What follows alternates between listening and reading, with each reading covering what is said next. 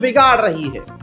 हत्ता कि कई सारे हिंदू संगठन और हिंदू नेता भारत में रहने वाले मुस्लिम लोगों का नरसंहार करने की बात कह चुके हैं बांग्लादेश की आड़ में। लेकिन दोस्तों, बांग्लादेश में जो कुछ भी हुआ वो क्या सही था, क्या गलत था, आज उसकी शुरुआत मैं आपको शुरू से बता देता हूं। बहुत शॉर्ट में आसान जबान में समझाऊंगा। कहानी लंबी है, आपके पास समय कम है और मेरे पास आपसे ज्यादा कम, तो काम ये करना है मुझे कि कम समय में आपको पूरी कहानी समझानी है।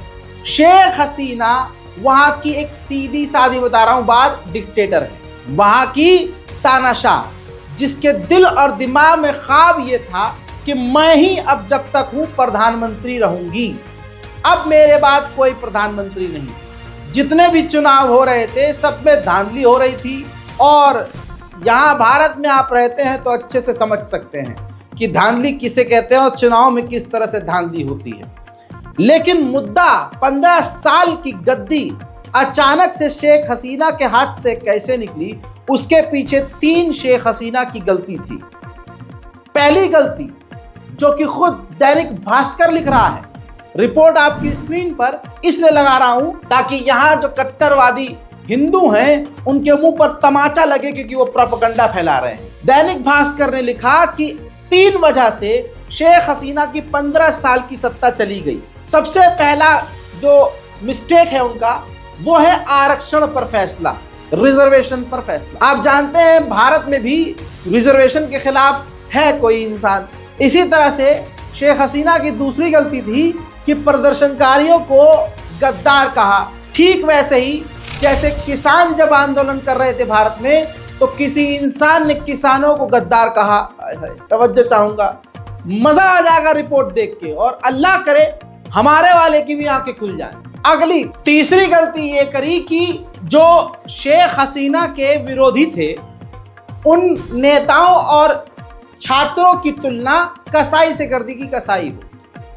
ये 3 गलती करी।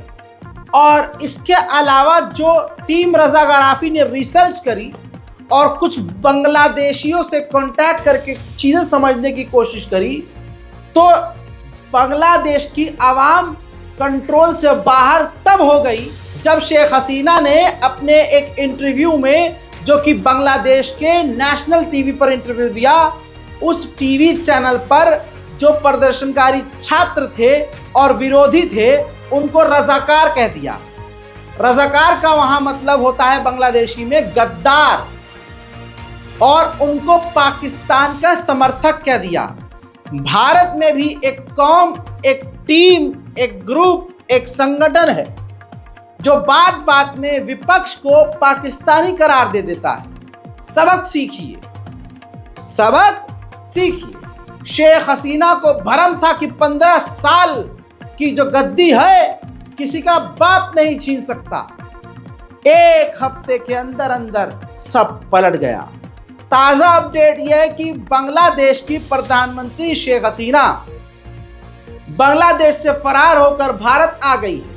लेकिन सवाल अभी भी आपके दिमाग में ही है कि आखिर हुआ क्यों। मेरे दोस्तों, आरक्षण, आरक्षण ही बवाल है।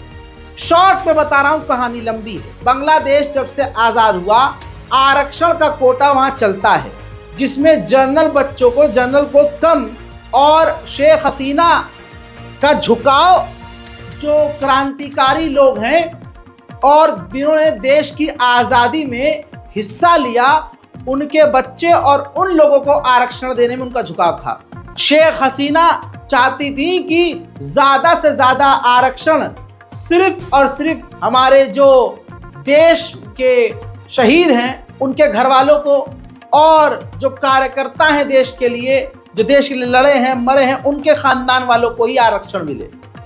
बीच में तो ऐसा हुआ जब छात्रों ने, जनरल वालों ने विरोध किया, दूसरे कोर्टों ने, अल्पसंख्यकों ने, सबने मिलकर विरोध किया, तो शेख हसीना ने आरक्षण सिस्टम ही हटा दिया था।